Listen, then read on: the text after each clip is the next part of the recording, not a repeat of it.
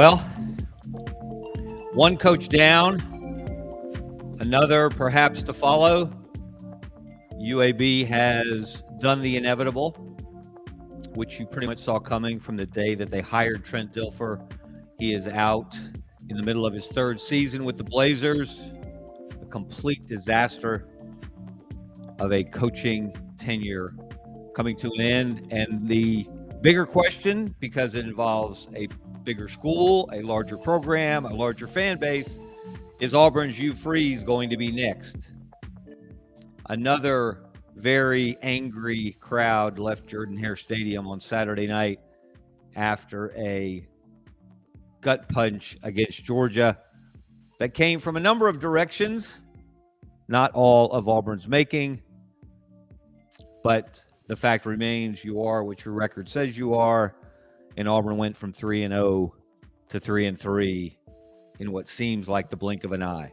And really, no one should be surprised. We'll get into that more as we get into the show. Hope everyone's off to a great week. I'm Kevin Scarbinsky. This is Scarbo Knows. Welcome into the heart of college football season, and now it is firing season. It was Black Sunday in a lot of ways yesterday, with Oregon State's coach getting whacked, Trent Dilfer getting whacked, and the big one, James Franklin at Penn State. Wow. Penn State's self-image is really inflated if you're going to fire James Franklin after what he's done for that program. We're not really here to talk about that today, but I got to say, at some point, this insanity has to stop, doesn't it? And I don't mean just the firing of coaches for losing games, losing a few games in a row, 3 in Penn State's case, but the contracts that schools continue to give these coaches that include these astronomical buyouts. Penn State owes James Franklin $49 million, reportedly not to coach there anymore. At what point do the administrators, the ADs, the presidents, the boosters who sign off on these deals and reward coaches for failure by bestowing them with generational wealth? It is Exhibit A of the most financially irresponsible enterprise in the United States of America. If there's another one, let me know, because I'm not aware of it. College athletics takes the cake and wants to eat it too. And now they want to complain and beg for help, and they want to look to private equity or private capital for more funds. Maybe if you got your own houses in order, maybe if you didn't throw all this money at unproven coaches or even proven coaches, why would you reward them for failure with these buyouts? It happens again and again and again.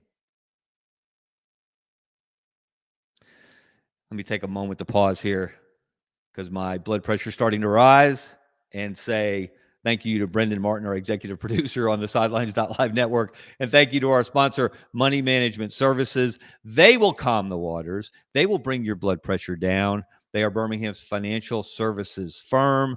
They're a fee-only, which sets them apart, family-owned business that's been in business since 1992 here in the Birmingham area, but they can help you wherever you live. So reach out to them. Click the QR code on the screen. We'll hear more from the Rice family and Money Management Services later in the show. So we really appreciate them. Really appreciate you watching and listening. This program is really growing.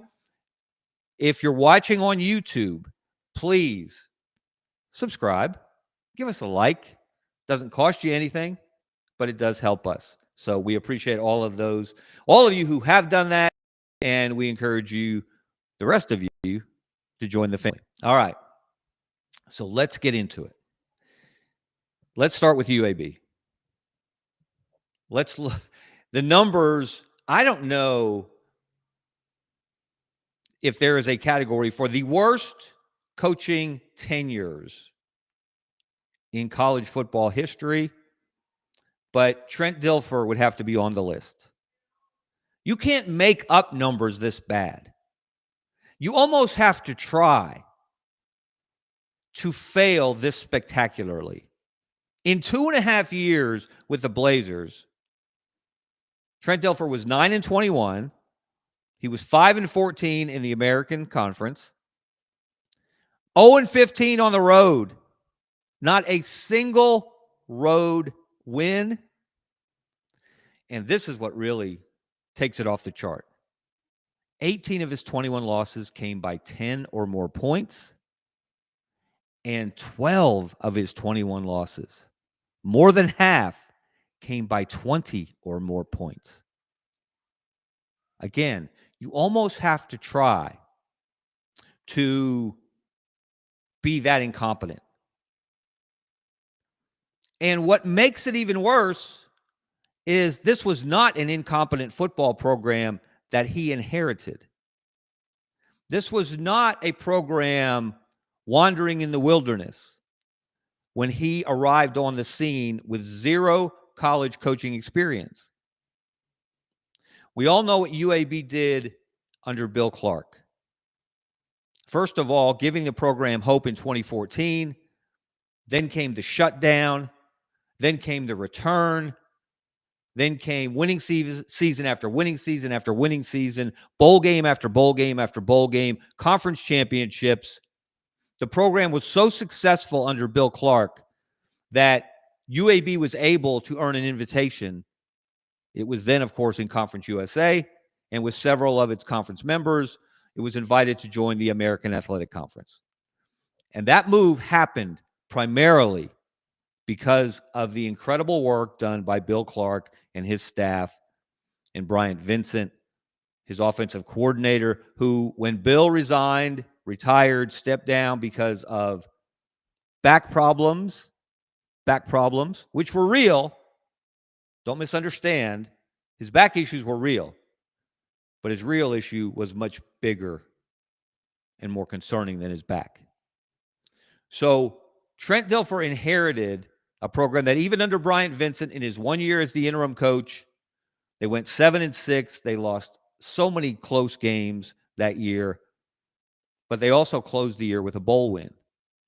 After Bill Clark's last game the year before was a bowl win over number 13 BYU.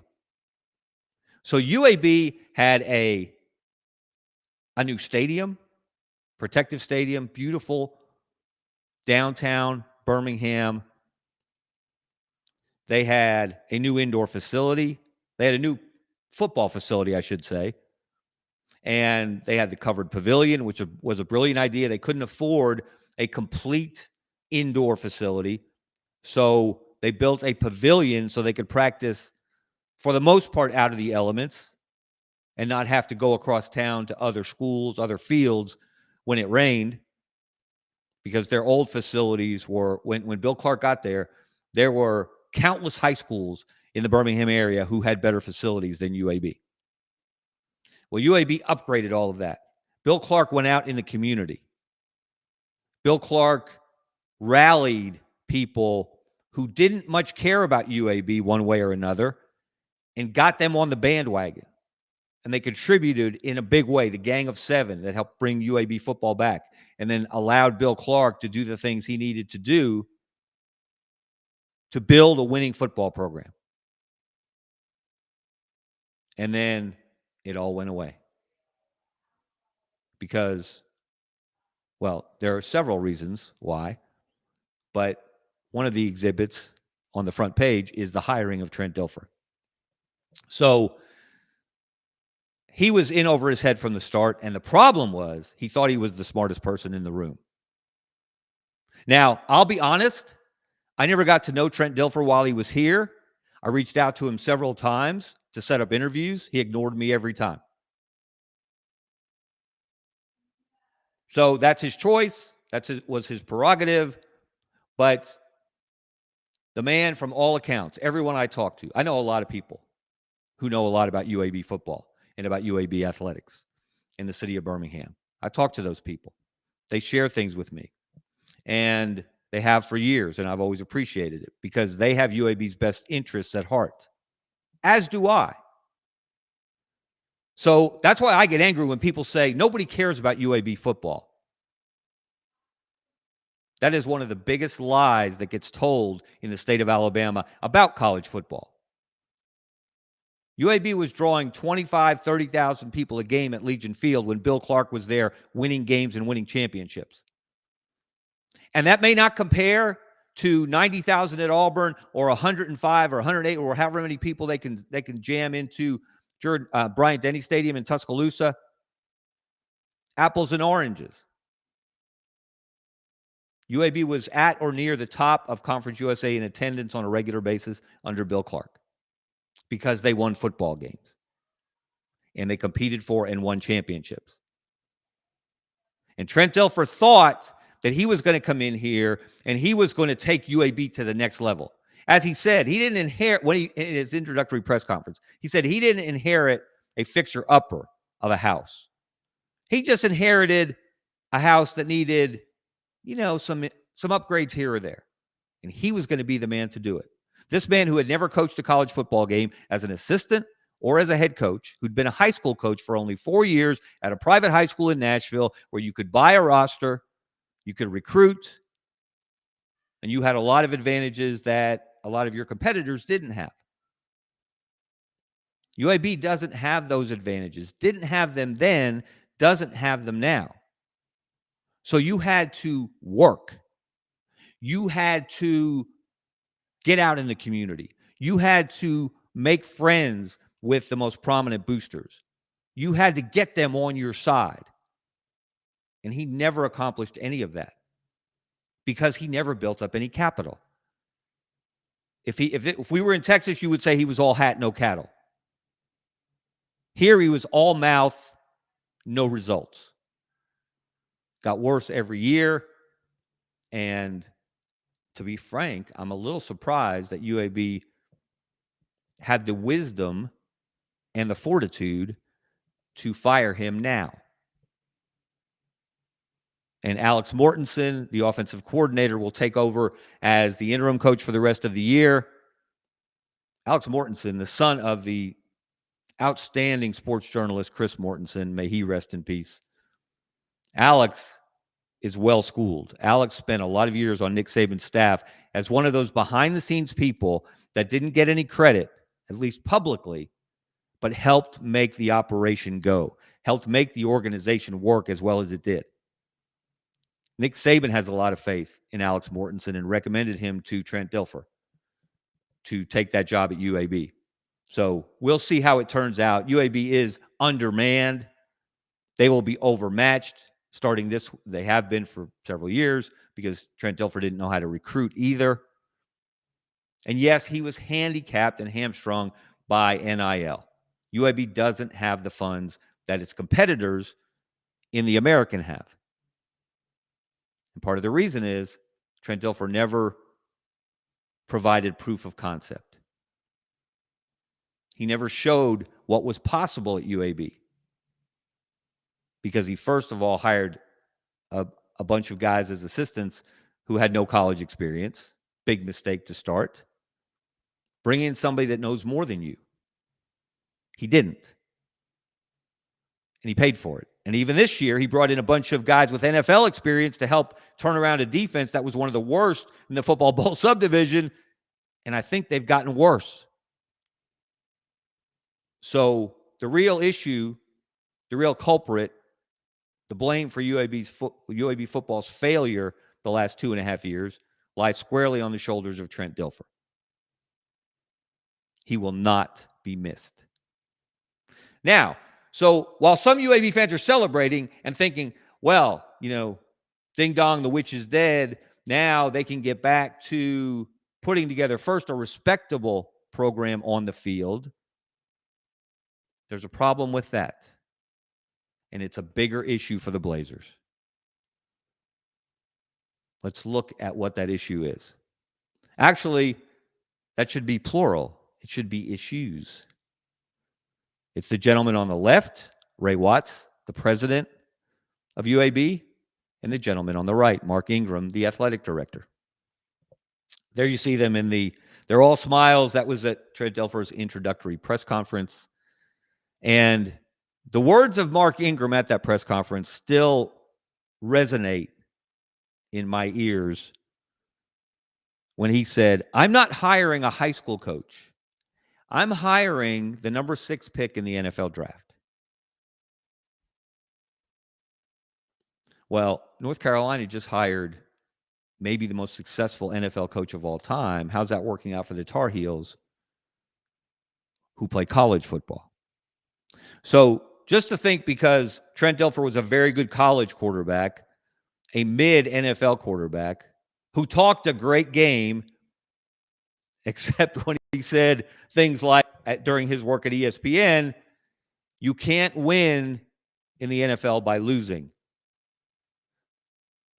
And maybe the breaking point for UAB with Dilfer was a week ago at his Coffee with Coach Monday morning visit with the media, and he pulled out a sheet of paper. He pulled out a white sheet of paper, and he did this, and he put a little circle on it. He said, "What is that?" And it was a dot, of course. And he went on to give a soliloquy about the dot of negativity and how you can't make the dot bigger than it is. You can't see the dot as something larger than it actually is. And again, it just became a running joke. But the problem is, he was in that position to turn UAB into a laughingstock because of those two gentlemen right there, Ray Watts and Mark Ingram. First of all, Ray Watts is the man behind shutting down UAB football in the first place. Oops.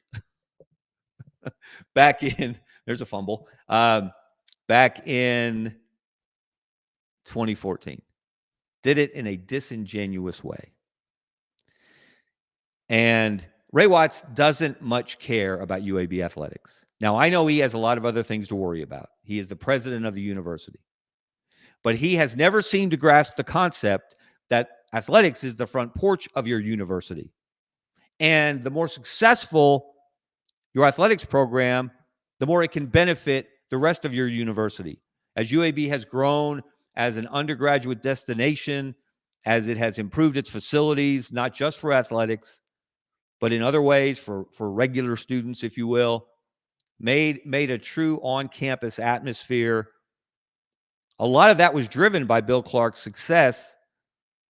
The enrollment continued to rise during those years. But Ray Watts, he would rather not have to worry about athletics in general, and football in particular. Which is funny because he was a high school football player in the Birmingham area, back in the Stone Age.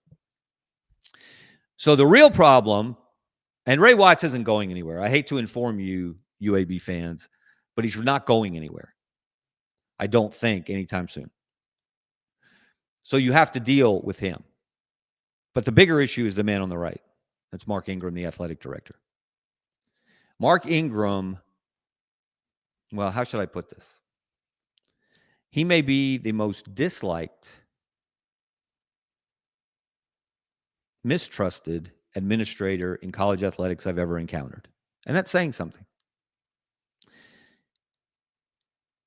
I mentioned earlier Bill Clark retiring because of his bad back, and he had to have fusion surgery, which was true. But the bigger pain in his backside was Mark Ingram. Mark Ingram is primarily responsible for pushing Bill Clark to make the decision to leave. And it wasn't intentional on Ingram's part, I don't think.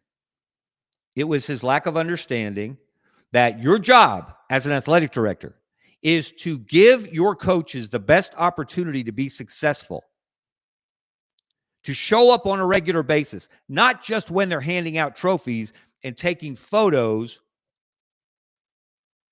but behind the scenes. What do you need, coach? What can I do to help? How's this working out? What about this idea? Come to him with ideas. And yet Bill Clark felt, and I can say this with very good authority, that he was in a tug of war on a daily basis with his athletic director. because the athletic director was more concerned with pinching pennies, with being overly officious. Look it up if you don't understand what it means. And really wanted to be seen as someone who deserved more credit than he did for UAB football's success. And probably, not to play amateur psychologist, but probably harbored some jealousy because Bill Clark got the credit as he deserved for UAB football's success, not Mark Ingram. Now, Mark Ingram hasn't been a total disaster at UAB the way Trent Dilfer was. Mark Ingram has improved the facilities. He's done some positive things there. But he has never understood what UAB is about. He has never understood the relationship, what it should be between an athletic director and a head football coach.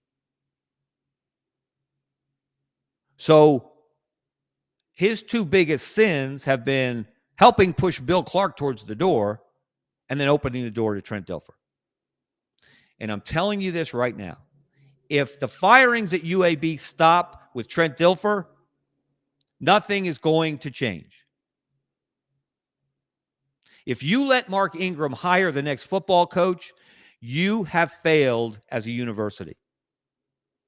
I can't tell you how many texts I got last night, phone calls from people within that athletic department, boosters of that program, of that university, who said that very same thing. Ingram's got to go next. Do I have confidence that that will happen? No. Because I think for some reason I cannot fathom, and others that I know can't either, Ray Watts likes Mark Ingram, or he's comfortable with Mark Ingram as his athletic director. So, unless something changes behind the scenes,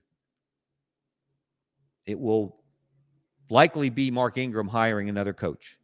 And that is a bad, bad idea. So good luck to UAB. Who's on the short list? You know, just to point out the incompetence of Mark Ingram when it comes to helping shepherd a football program as the AD. You know who he could have hired the last time when he hired Trent Dilfer? He could have hired Barry Odom. Barry Odom was interested in the job. But Mark Ingram told people after talking to Barry Odom, he at least had him on his list. They had known each other at Missouri when Ingram worked there and when Odom coached there. He told people behind the scenes that Odom was too boring. And I think that's what he thought about Bill Clark as well. Barry Odom, defensive-minded coach, as Bill Clark was. Bill Clark won games on defense and toughness and a hard-nosed running game. He didn't blow people out. He didn't throw 50 passes a game. He didn't light up the scoreboard. But he hung W's on the scoreboard. And that apparently wasn't good enough for Mark Ingram. And so he passed on Barry Odom, who went on to UNLV and had enough success there to get the job at Purdue. Good call there, Mark Ingram. Good call. So you're going to let that guy hire the next football coach? Again, if you do, you're not serious about football at UAB. And there are a lot of people in this community and across this state who do care about UAB football deeply, who care about that university, care about that athletic department, and it's not just football. And if Andy Kennedy hadn't fallen into Mark Ingram's lap, who knows where UAB basketball would be? So we're gonna move on from that before I say something that really gets me in deep water. I'm just going to tell you, UAB deserves better. It deserved better than Trent Dilfer, and it finally understood it. It deserves better than Mark Ingram, and when are they going to see that light?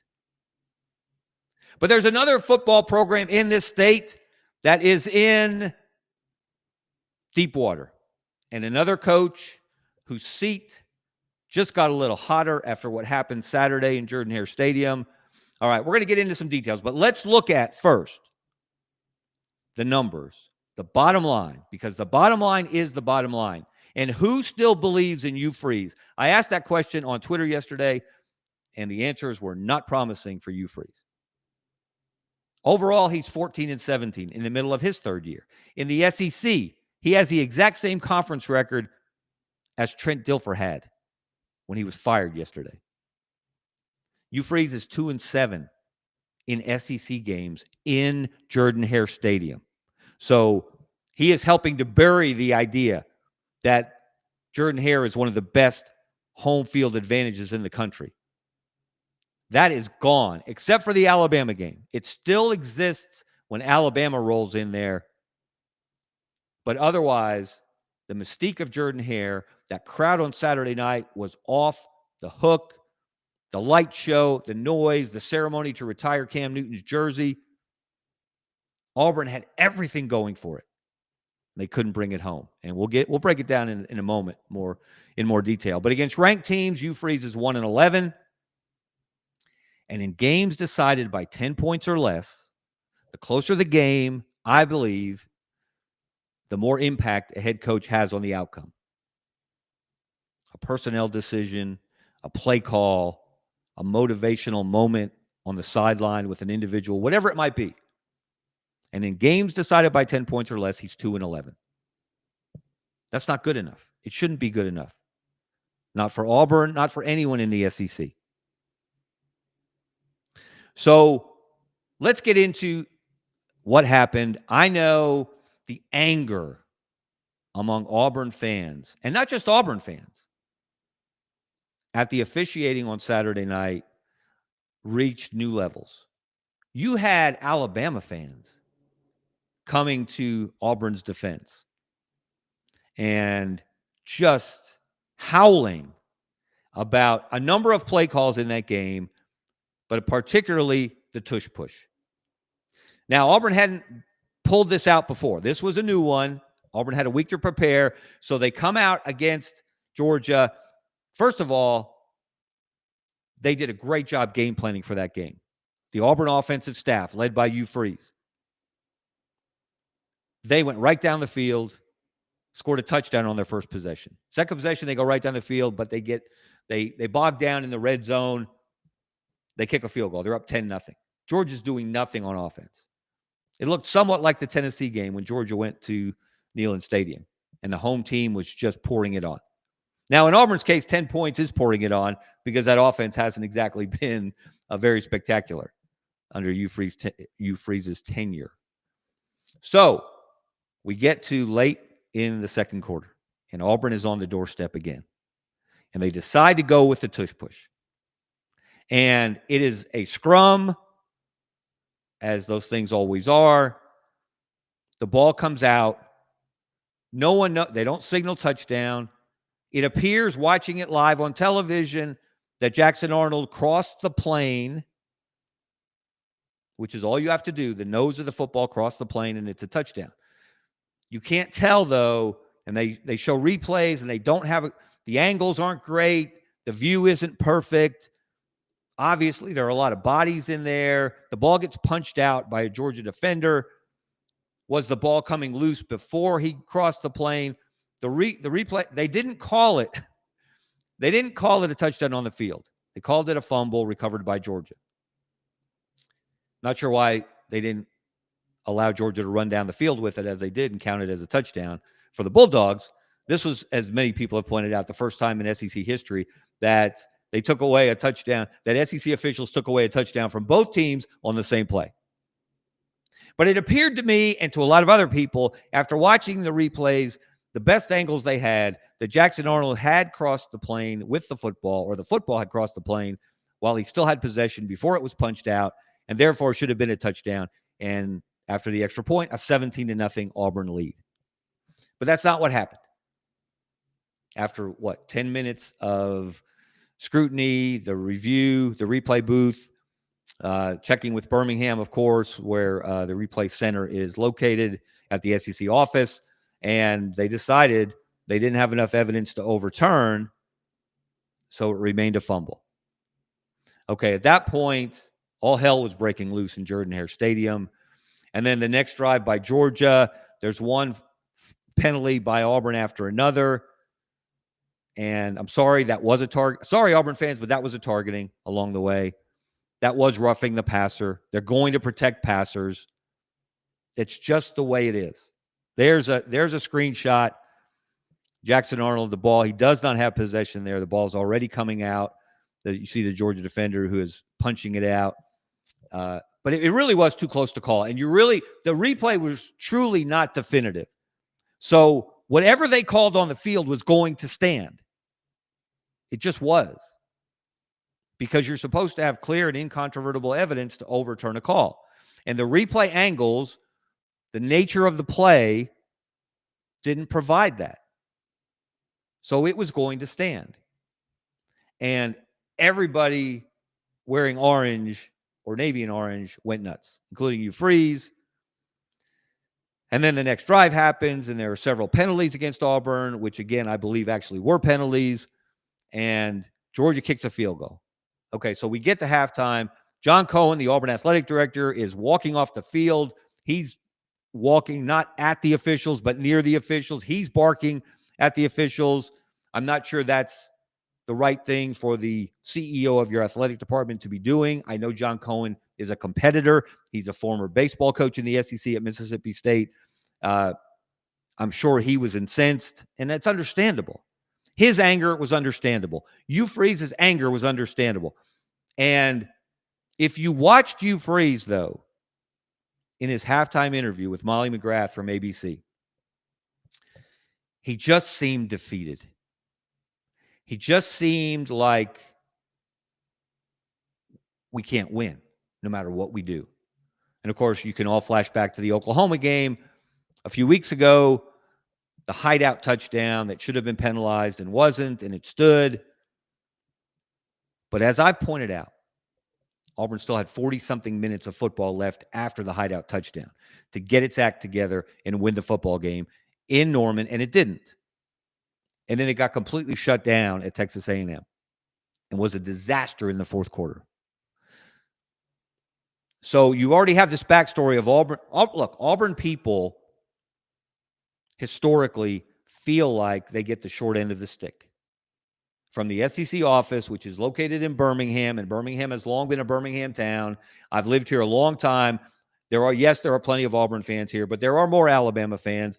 And when the Iron Bowl was played at Legion Field, it was not a 50-50 ticket split. There were more Alabama fans in there than Auburn fans. And Alabama played a bunch of its home games there. Auburn at one time played a few home games there, but then they moved all of their home games to Jordan-Hare. So it was not quite even. So Auburn fans, with some good reason, have always felt put upon. They have always felt like the underdog, that they don't get the breaks. Although I might remind them, funny that Cam Newton was in the stadium on Saturday night, and he did all he could. He's out, he's grabbing megaphones, he's in the student section, he's leading the swag surfing. He is into it.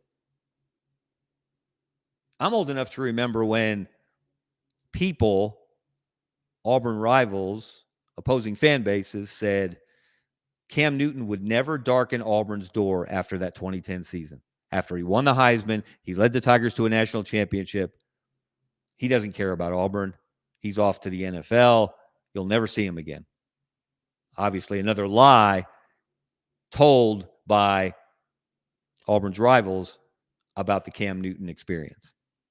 But Cam was doing all he could.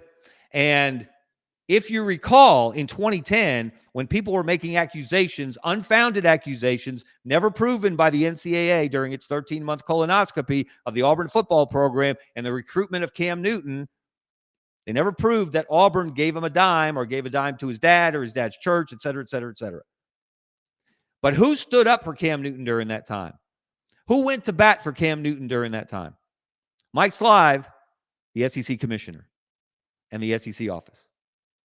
So Auburn has not always been,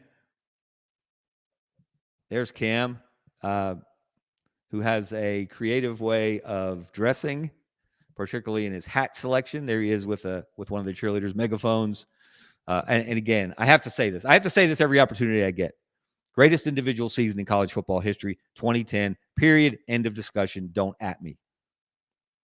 So it was cool to see. And you know what? Maybe the coolest thing on Saturday night was Cam Newton saying, I gave Auburn 365 days of enjoyment.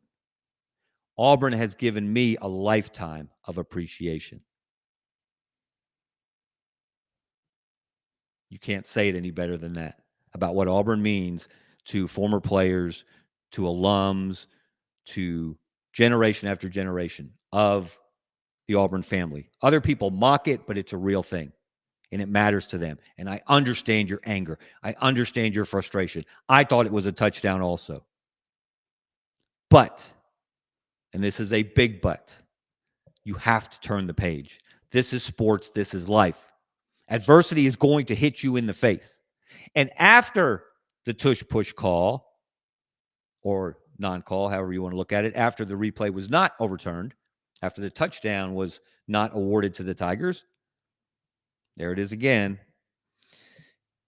First of all, maybe don't fumble the ball. Maybe secure the ball so it doesn't come out at all. All right? That's something you can control. I know it's hard to control when the guys are punching at footballs more and more. That's the standard now for defensive players. Punch the football out.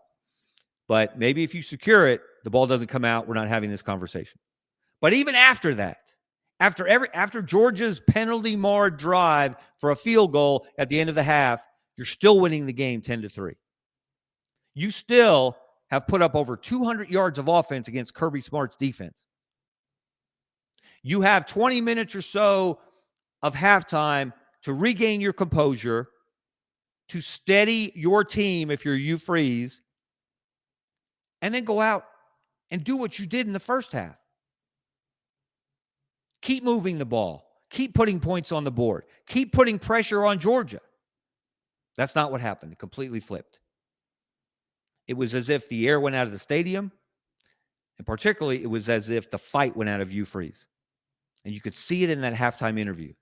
And I know I'm playing amateur Sigmund Freud here, but go back and watch it. I actually thought at one point that he almost was fighting back tears, that he was on the verge of tears. That's how upset he was. But that attitude, that vibe, that carries over to your team. So should we really be surprised that Georgia outscored Auburn 17-0 in the second half? Should we really be surprised that Auburn had, I believe, 23 snaps in the second half for a grand total of 40 yards, most of them on the final drive, which ended up turning the ball over on downs? Should we really be surprised that Kirby Smart and company made adjustments? Hey, that bunch shut out Alabama in the second half in Athens, but Alabama had put together enough points in the first half to win the game. So Kirby Smart, who has now won 9 straight games against Georgia, with Georgia against Auburn, which matches the longest losing streak by Auburn in a rivalry series, the 9 games that Alabama beat them from 73 to 81. Kirby Smart made adjustments. Hugh Freeze did not counter. His team lost its fight. And who do we blame for that? And then in the postgame, this resonates with me, and I would encourage you to read my column today. You can find it on al.com. I encourage you to subscribe to the Birmingham News. A lot of good stuff there for subscribers that is not available to all people, all readers. But look at this quote from Hugh Freeze after the game. In his opening post-game remarks, he said a number of things leading up to this. We felt like we were going to win the game, and here I am feeling again that we don't quite know how to do that. Hugh Freeze has been a coach in the SEC for 7+ years. This is his 8th season as an SEC head coach. He had a losing record at Ole Miss, 19-21 overall in conference games. And he has a worse losing record in 2.5 years at Auburn at 5-14. He has not demonstrated that he can make a decision or influence a game in such a way that his team will find a way to win a close game. Have they improved the talent level? Absolutely. The gap between them and Georgia is a lot closer than it was in 2023, Freeze's first year at Auburn. And what happened when Georgia went to Auburn in 2023? The game was tied at 20 with about 6 minutes left when Georgia went on a game-winning drive led by Carson Beck and primarily Brock Bowers. So you were closer to beating Georgia in your house 2 years ago when Georgia had far more talent than you did. When Georgia was coming off 2 straight national championships and was making a run towards a three-peat, which Alabama derailed in the SEC championship game, you shouldn't have been on the field with Georgia in 2023. You shouldn't have been close in the fourth quarter with Georgia in 2023, but you were. You couldn't find a way at the end, and now you've got a better roster than you had then. Georgia's roster, I would argue, is one of the less talented rosters that Kirby Smart has put together in Athens. That's the way of the game now. It's the way of college football. You're not going to see dominant programs that do what Alabama did or come anywhere close to it. So you're going to see more upsets. You're just not seeing them with Auburn. You're just not seeing Hugh Freeze unlock a way to win a close game. And at what point do you say, this is who he is? This is the way it's going to be. If he hasn't figured it out by now, not just in 2.5 years at Auburn, but in 5 years before that at Ole Miss, what makes you think that he's going to find some answers now? So that raises the larger question, what does Auburn do?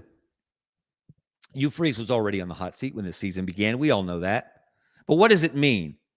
And let me caution you, and this goes for the UAB coaching search, the situation at Auburn now. You will hear a lot of stuff from a lot of people. You will see candidates thrown out at UAB that will never appear or never occur to Mark Ingram or whoever's doing the hiring. You will see names tossed out. This happens every coaching search. And it's kind of laughable, especially if you're covering it and you do have good connections and good sources and you have a pretty good idea of what's happening and you see these names tossed out and you know that's not real. That's not real. He's not real. He's not coming. They're not looking at him. He's not interested in them. There's a lot of misinformation that gets tossed out during coaching searches and during hot seat experiences. So I can't tell you right now what Hugh Freeze's future is at Auburn. I can't tell you. Well, part of the reason is who's going to make the decisions at Auburn. That's always been a fascinating parlor game. Who's making the call? Who's directing the athletic director to interview this person, to push out this coach, to go after that coach? It's not always easy to figure out. There was a time when it was easy to figure out, when Auburn's inner circle was a dot. To circle back to Trent Dilfer's dot of negativity explanation last week. I was going to say something else, but sometimes you have to censor yourself live in the moment. All right, so I don't know where Auburn's going, but I will say this. I will be surprised if Hugh Freeze is the coach at Auburn in 2026. Maybe he'll figure it out. Maybe they'll turn it around. The schedule softens somewhat, although Missouri, which is coming in there Saturday, had Auburn beat 2 years ago, and on its last visit, maybe that wasn't 2 years ago, but on its last visit, actually, Brian Harsin was there. I think it was Brian Harsin's last win, actually, at Auburn. And Missouri did everything but win the game and handed Auburn every opportunity to win the game, and Auburn took advantage finally. This Missouri team's better than this Auburn team. It just is. There's that man. The dot of negativity. Well, there are no words. There are no words for a man who thinks he's the smartest man in the room. And after 2.5 years, he never grasped what it meant to be the coach at UAB, what it took to be the coach at UAB. And all your fast talking, all your big words, all your ESPN analyst explanations fell flat. Never should have had the job in the first place. We'll see if UAB can get it right. We'll see if Auburn can figure it out and get it right. I don't have a lot of confidence in either case. But that's why we watch the games. That's why we follow the news. That's why you follow me on Twitter at Kevin Scarbinsky. I hope you'll continue to do that. And hope you'll continue to tune in to Scarbo Knows. Like I said, if you watch on YouTube, please give us a subscribe. Hit that subscribe button. Give us a like. We appreciate it. I appreciate Brendan Martin, the executive producer of the Sidelines.live network. And I especially appreciate our sponsor, Money Management Services, the Rice family. Good friends of mine. They'll take great care of you. Until next time, have a great week. Check out Money Management Services. See you. Since 1992, Money Management Services in Birmingham has provided individuals and business owners with trusted, fee-only financial advice. We're more than advisors, we're your financial family. From retirement planning to tax strategies and estate planning, our team builds personalized wealth management plans tailored to your life. At Money Management Services, we treat you like family, because when you walk through our doors, you become part of ours.